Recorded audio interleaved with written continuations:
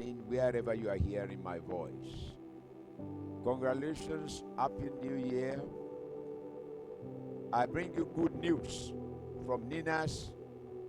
The 1999 fraudulent constitution that has been troubling you, that has brought you pain for the past 26 years. I have good news for you as you enter to this new year. It has been delegitimized. He is pulled down. He is dead.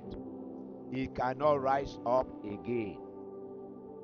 And wait for a moment to listen to Tony Nadi, the spokesperson of NINAS, that is Nigeria Indigenous Nationalities Alliance for Self-Determination, as he gives you the detail of the death of 1999 fraudulent constitution. Ẹ káàárọ̀ ẹ káalẹ́ bí kíbi tẹ́ bá ti ń gbọ́ mi, mo mú ròyìn ayọ̀ ńlá wá fún yín wípé ìwé àbádòfin 1999 tó kó yín sínú wàhálà àti ìdààmú ní Nàìjíríà tó jẹ́ kí àwọn politician olóṣèlú jẹgúdújẹrá kí wọ́n máa yàn yín jẹ kí wọ́n sọ ẹ̀yin àtọmọ yín tó ẹrú àtàwọn ọmọ yín di ẹrú á ti gbé lulẹ̀ ó ti kú kò sì lè dìde mọ́.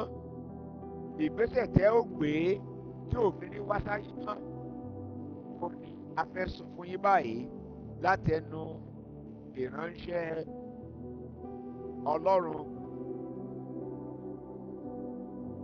Tony Nadi. Mo bẹ̀ yín àgbàkà lọ bó ṣe ń sọ tàbí ìwé náà ṣe kú àti pé agbára tó wà lọ́wọ́ èsì tí olóṣèlú kan kò fi lè yàn yín jẹ mọ́. Kínní kan ló dájú, ẹ ń láti sọ fún wọn pé kẹ́nikẹ́ni ó má fà yín lọ sí 2027 election. Bí pásítọ̀ bá sọ kẹ́ lọ dìbò kẹ́ lọ 2027 election, ẹ sọ pé ẹ gbà pé pásítọ̀ general overseer imam gbogbo wọn ló lẹ̀dí àpòpọ̀ mọ́ àwọn olóṣèlú tí wọ́n ń kó nílẹ̀. Ayé àwọn ọmọ tí wọ́n ń dára ṣùgbọ́n ayé àwọn ọmọ tí yín ń bàjẹ́. Àwa ti ṣe wọ́n tá a lè ṣe, ó kù sọ́wọ́ yín. Ẹ dìde ẹ gbára yín kò lọ́wọ́ àwọn jẹgúdújẹrá olóṣèlú yìí. Àwo ò bá wọn jà, àwo ò sọ pé kí wọ́n kò ní gọ́ọ̀mẹ́ntà nǹkan kan náà rí i pé wọn ò gbọ́dọ̀ sí ìgbèkùn election 2020 fún mọ́ àti bọ́ ẹrú. Bó ṣe sí olóòtú NINAS ọ̀gbẹ́ni Tony Nadi bó ṣe ṣàlàyé kíní ìlẹ́kùnrẹ́rẹ́ ló á ràn wá lọ́wọ́.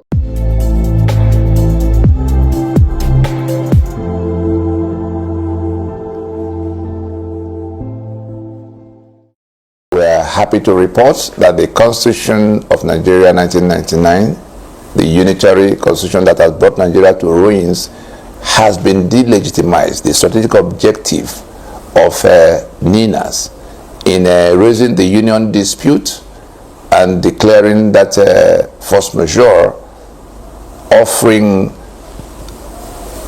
a transitioning template to the sinking union of Nigeria. The strategic objective has been met because that constitution is now in open dispute. The government, the institutions, the people, anybody who is everybody who is anybody in the public space in Nigeria, has of necessity had to take a position on that constitution. We had Ngozi Okonjo telling the lawyers in the land at their annual conference in 2024 that Nigeria is where it is economically on account of the unsettled social contract. That is the constitution right there. For those who do not understand the meaning of constitution, social contract, it is the constitution. And then we heard Kingsley Moghalu saying that the economy is in free fall because we are building that economy on an unsettled constitutional foundation, and therefore he recommends a constitutional reconstruction of Nigeria in order to begin to rebuild the economy of Nigeria. Do we need to talk about the democracy of Nigeria? Can we have a democracy in a constitution of apartheid, in a constitution of impunity? We cannot have a democracy. So from every side you look at the matter, that constitution is now known to be the source of the woes of Nigeria, the misery of Nigeria, whether it is the economic free fall that we have seen, or the security breakdown, or the meltdown of the social fabric of society, the hunger that has come, And so Ninas is delighted to report that we will now engage the next gear. That next gear being the phase of decommissioning the operation of that constitution. At every point in time, we had left the gates open for the government, those who are managing the day-to-day affairs of Nigeria, to come along in this reasoning and thinking to solve this problem together.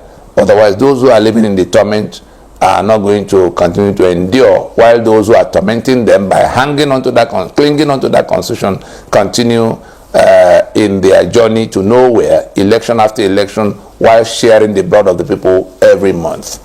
And so the purpose of this broadcast is to inform us that we must now decide whether we want to move on in the trajectory we are currently going, that is guaranteed to end in disaster, to end in a crash, or we come to our senses to make a U-turn, go sit down and discuss the union as currently defined. We have to go to this, get the owners of the sovereignties that are confiscated by this constitution into the discussion sooner than later. We cannot afford to plunge into another round of elections mandated by that constitution. That is the central message from this broadcast, because Ninas will be rallying the victims of unitary Nigeria against the enforcers of unitary Nigeria, meaning that the enforcers of unitary Nigeria that are planning to go to another election that will give life to that constitution from 2027 are going to be confronted by the victims of unitary Nigeria. Who are these victims of unitary Nigeria? All of those who are now perishing in the hunger, all of those who are now being slaughtered across the places where they are being invaded, particularly in the Middle Belt. All of those young people who can no longer see their future in the Nigeria that's not working, for them, and who have had to try to trek across the desert, they die in numbers. To go across the Mediterranean, they die even the more.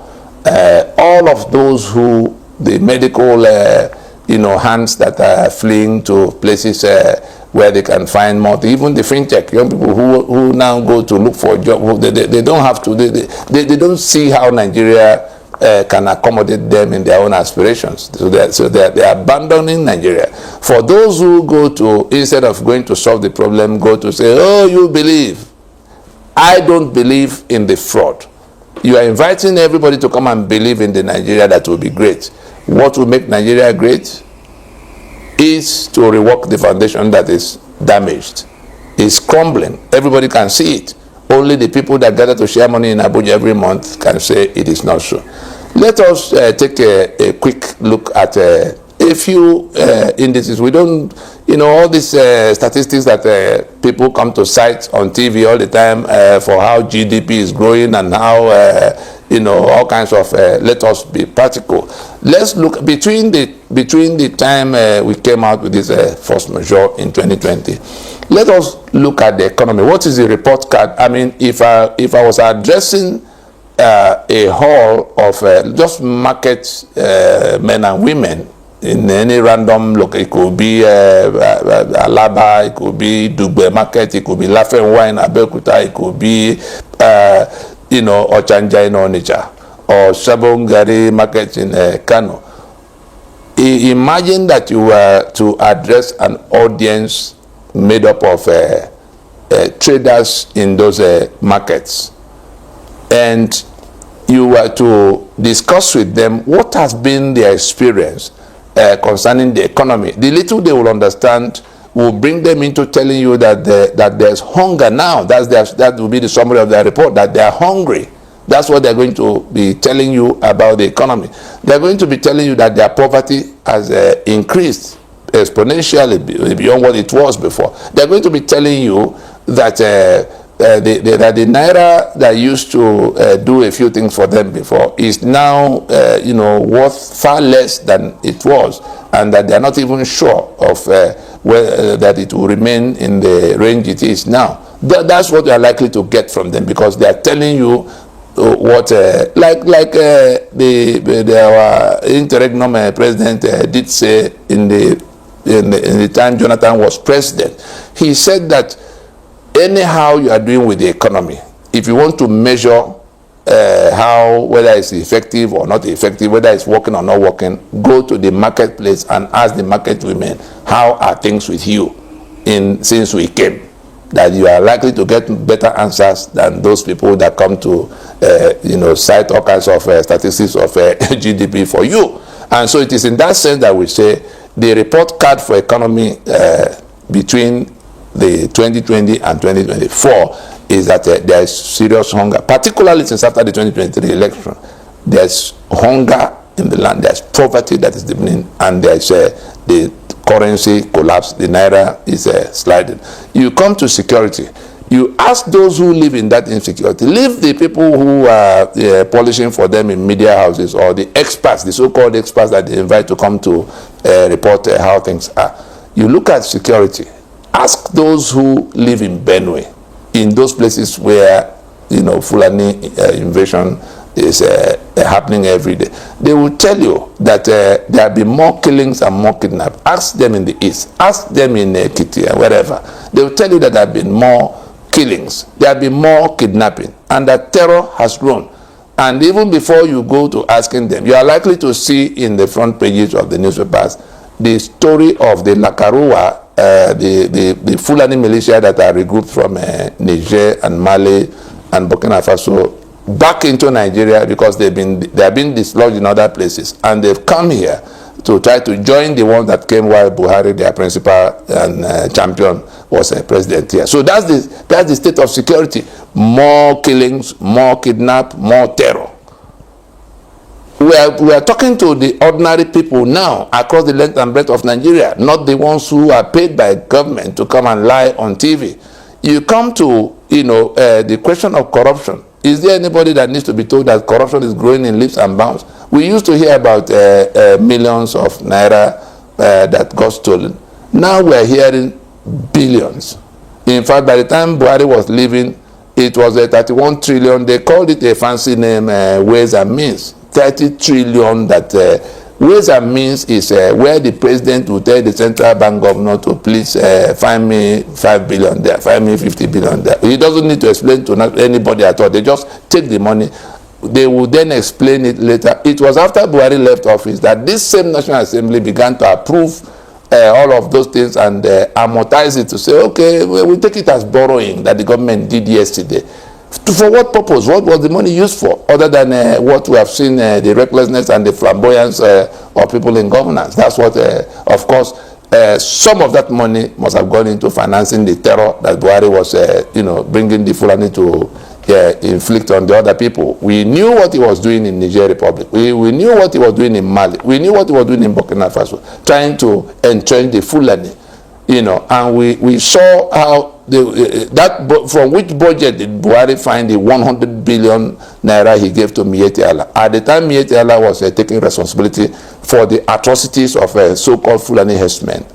So it was part of how that 30 trillion, Ways and Means got spent. We have seen his handmaid called Godwin Emefiele, and the kind of things being associated with him. They said they saw 700 something houses, in Abuja the other time. We don't know the details, but his name is what have been thrown up in that story. So corruption has grown in leaps and bounds. We saw Yahya Bello and his antics. You have been accused of 110 billion plus. That's in one tranche. Another tranche over 80, 90 billion. You have been accused, and then you came. EFCC didn't find any way to get to him until he came at his own time. He even came on one occasion and left. And then we have been told that corruption is being fought. Look at the people fighting the corruption. Just look at them. And when they say corruption perception index. What are we perceiving? What are we seeing? So corruption has grown in leaps and bounds. The governance, if there was governance before, relatively, I mean, measured against the past, you could see it's been deteriorating and it's in complete dilapidation. The cost of governance, for those who are talking about cost of governance and how to bring it down, it is not by reducing a convoy of 50 vehicles by 3 or 4, or saying that many people can only travel with a certain number of people. What are they traveling around to do? The foreign investors you are going to invite, no matter how you come to do your PowerPoint presentation, they are going to be asking about the rule of law in the place. They are going to be asking about the security in the place, because no matter how much profit you are going to make, if the security of those people who are going to be working for you in that place, look at the number of companies that are leaving. Just look at the companies, some of which have been here for 60 years plus, 30 years plus. Living an economy, the other day it was Netflix. There was there's a cement company, I can't remember their name now, and manufacturing companies that employ quite a large number of people. We knew when all the other ones left before. I mean, in the last few months, the ones who have joined in living, what is it that is chasing them? Your citizens are departing. The corporate entities that provide employment are departing. What are they seeing that you are not seeing? And you are rejoicing that your policies are working. Nigeria will soon become great again, and things are grinding to a halt. And so that cost of governance in which we are financing 812 governments every month, that has gone down from billion to trillion. We're now discussing trillion every month. And the government turn around to say, oh, we have surplus of 10 trillion. We have surplus of 6 trillion, in some quarter. So all those things are telling us, this is just a casual overview of what has happened with the economy, the security, the corruption index, and the cost of governance. And so where does it leave us? Ninas is saying, are we not able to see now that we can continue to build on this and get somewhere? And therefore, this anniversary will be first about celebrating the legitimization of that constitution. If anything can be said about Nigeria across the last 4 years, it is that Nigerians, including the government of Nigeria, including foreigners, because we carried our campaign to the UN, to the international circuit, including the UN. You saw in 2021 when we went to tell the whole world that the Nigerian Union is now disputed. When Buhari was trying to attend the United Nations General Assembly session for 76th session, we went out there to tell the whole world that we are in some kind of house cleaning exercise, and that part of what we said in that first measure proclamation was to issue a caveat to the international investors that they're inviting to come to put their money in this disputed project. Nigeria is now a disputed project until we settle the question of the constitution by which we are unionized. It was imposed on us.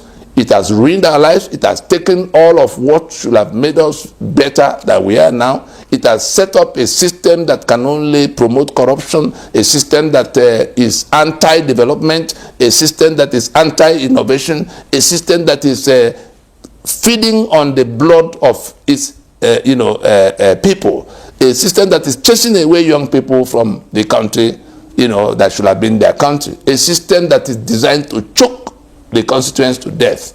That's what we have now. And Ninas would then be saying, first is to rejoice. We're going to get our people to celebrate the defeat of that constitution, because it is now delegitimized. If you doubt me, go down the street in your neighborhood and tell anybody, including the people who sell on the street, that constitution is not the problem. They will beat you up, because they now know that is the problem. The question is, what then do we do to come out of that problem? Because if that constitution is responsible for the killings happening around us, responsible for the hunger tormenting us in our households, responsible for all the infrastructure that is missing and lacking, responsible for the corruption we read about every day, of course, you have a hard time explaining to them, telling them that they can continue to endure it while the government continue to live in its profligacy. This question of raising more taxes, for what purpose?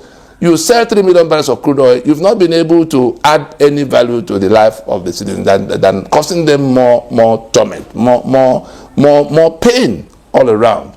And you are squeezing them while you go buying new jets, presidential jets and yachts for yourself, convoy unlimited number of exotic vehicles that run in several hundreds of billions. If you put some of the convoys together, that's the kind of thing that the government that is asking people to sacrifice and pay more tax, is doing with the money. So even the monies they borrow, I won't be surprised this latest round of borrowing of dollar, by which they are pretending that naira is still standing, they will share it out in this Christmas. We saw it last Christmas where they gave almost 300 million. Babio was announcing to them to please go and check their, check for their alerts for what the 300 million thereabout. We are not talking about the constituency project that they take all kinds of monies.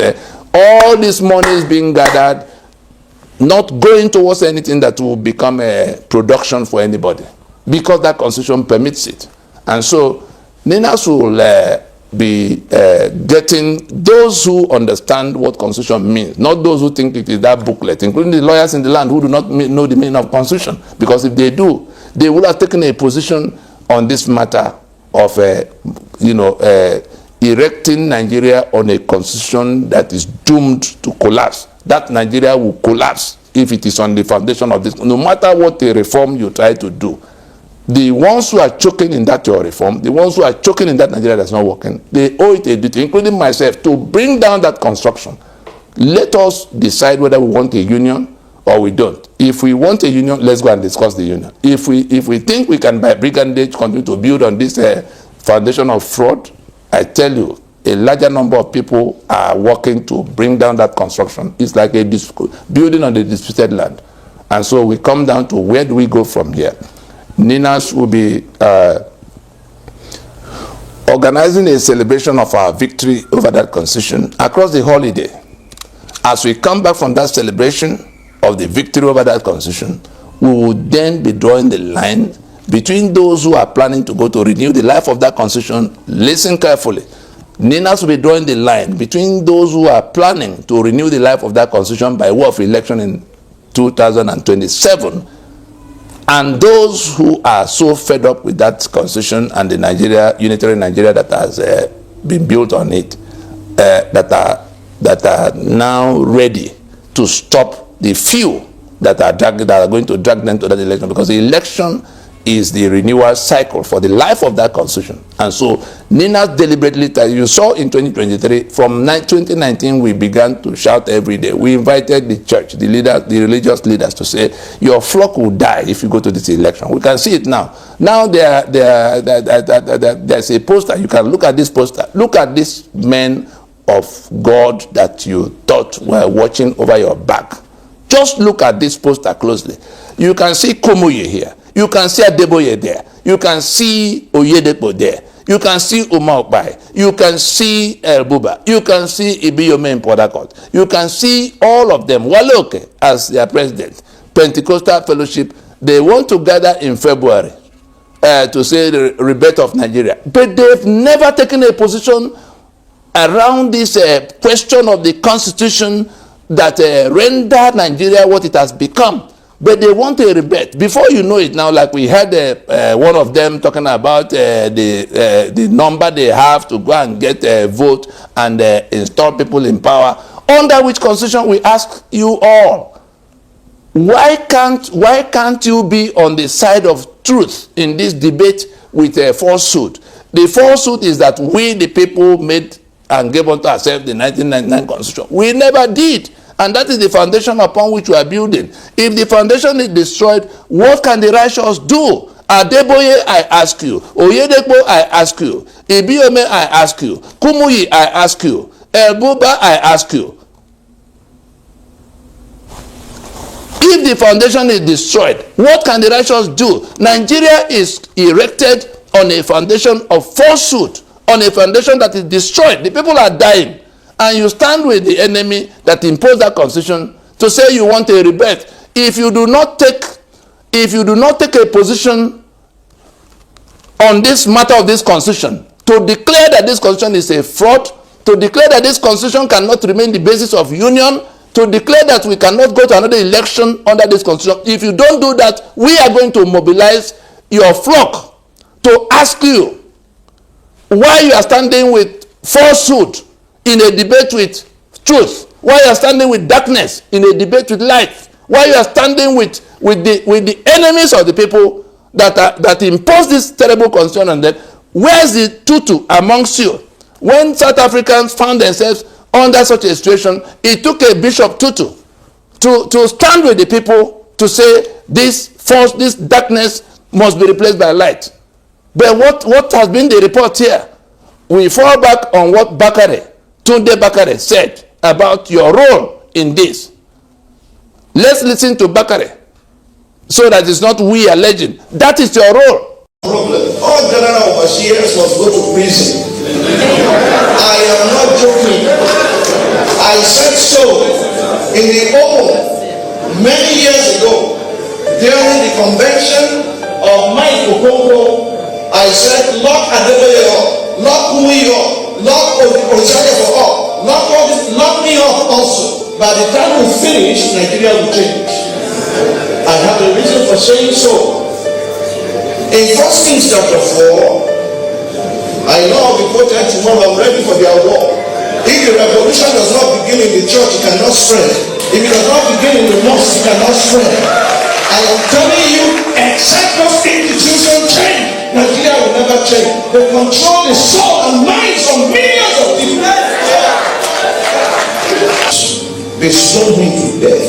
Yes. Beginning from your church and your mosque. Ask your leaders, where are they getting the money they are spending lavishly for? If it's not from the contribution of the saints who read from Abuja, next service, 10 stones to church. Let the revolution begin. Parents must be accountable to their children and carry the revolution to Obasanjo's gate. Carry the revolution to all these men who are oppressing us. I think December is too late. I think January is too far. I challenge you to rise. I challenge you to fight. I challenge you that the revolution will begin. In any form or any way that will push these oppressors out of our line, we are saying no to corruption, no to oppression. Let the revolution begin. What Bakare just said now is your role in upholding evil against the people. So Ninas will bring that challenge to you in your very auditoriums. That multitude you have been deceiving into PVC and another election, that rebate, you must define that rebate ahead of February. If you don't, every day before that February, the message will continue to pour into your fold. Your flock will ask you where you stand on this question of this constitution.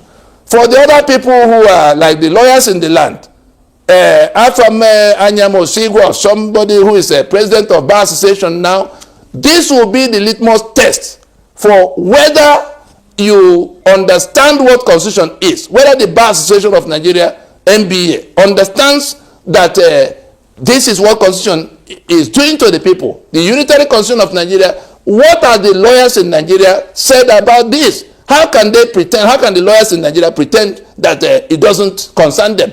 From the time Olisa Abakoba became the Bar Association president, let those who can reach Olisa Abakoba ask him whether we did not have this conversation ahead of when he became president of Nigerian Bar Association. From that time, there have been more than 8 administrations of Bar Association. We engaged every one of them, apart from Dauda that presided over the hanging of Kensaruwa. The rest of them, we engaged them to say, what does the Bar Association of Nigeria say about this constitution that is the reason that Nigeria is upside down? So on this occasion, Afam, the president of a Bar Association, if the Bar Association you lead does not take a position on this matter, to say that this constitution is a fraud, to say we cannot build a democracy on this constitution, then it is a failure that has to be punished. Because Is it the people who, if the lawyers in the land will not take a position on that matter, who else will then do so? And so we can go from that to the media, to the Labour Congress, all of those who lament, to the NGOs, the ones that will soon begin to talk about the electoral reform, West panel, and all of that report. Let us dress back from that stupidity. The ones who will be inviting us to come and bring good leadership, Peter Obi and co, that will want to go to another election under this constitution, you are going to have a fight, a very big fight, before you get to the question of who amongst you will emerge in any election. Whatever it will take to prevent you from dragging us into the renewal of the life of that constitution by way of election in 2027, be informed that those who have deceived all these many years are getting informed, and they're going to confront those who are dragging them. It's a battle for life or death for them, because you have taken them to elections. They've seen the outcomes. They are living in these things I just recounted to you. That's where your guidance and leadership are taking them, in search of in such a filthy locker for yourself, because that's what all you get. You become president, and then what? That constitution remains. Nothing will change for the people. But those who won the elections are there sharing the blood of the people every month. And so Ninas is saying that we must now draw the line between the victims of the unitary constitution of Nigeria and the enforcers of that unitary constitution. Those enforcers include all the political parties across the lines, whether it's PDP or APC or Labour Party or any one of the coming together of the ones who are holding nocturnal meetings all over the place. They all subscribe to that constitution.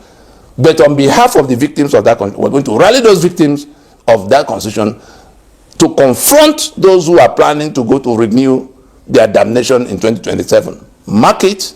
That is what the whole of the first quarter of 2025 will be all about. And anybody who will find himself on the side of that constitution against the people that are dying under that constitution, you won't find people like us in the arena when the mob will be asking you, because they are good. It will come to where that hunger will force them to ask you these questions. The information is going. Listen, put your ears to the ground, find out what's going on in Ibadan, find out what's going on in Yenagoa, find out what's going on across the grassroots, across the country, all the way to the northern parts. I would think that we'll do ourselves great favor to pay more attention, research these things you've heard now. It's so very easy. Nina's website, www.ninasvoice.org. www.ninasvoice.org. If you get on YouTube, we have more than 400 broadcasts like the one you heard now, detailing every step of what went wrong, what can be done, what needs to be done, the concepts that you didn't understand before. Get on the Nina's YouTube channel, Nina's Voice. That's the name of the YouTube channel, and you will enlighten yourself about all of this. Let nobody be taken unawares, because that line is already drawn. Let those who go to holiday, the only task we have given to those who are heading to holiday now is to rejoice, find a way to celebrate the demise of that constitution, and then get more information for what will be your role in how to take down that constitution. We only ask our people to do one thing: reject the journey to another election under that constitution. Begin to say so. It's not boycott. Boycott is that you will not vote on the day of vote. No. What we're talking about is to shut down the entire journey so that there is no election at all, because you are rejecting. Say it loudly that you reject this constitution, for which reason you will not go to another election. That's all Ninas has asked you to do. If you are not doing it, you are inviting the Fulani invaders to come to where you are. You are inviting the state capitals in Abuja to ruin your life to the point where you just drop dead. We stop there.